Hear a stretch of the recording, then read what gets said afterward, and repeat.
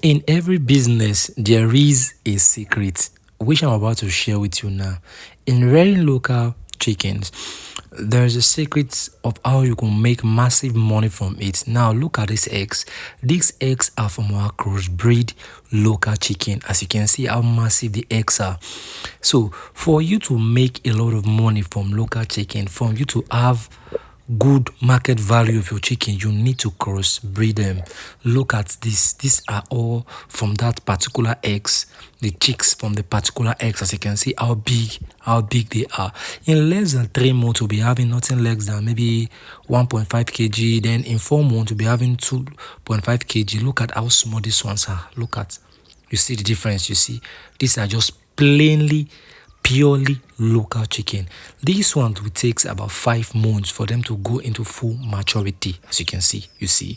So if you want to make money, crossbreed them.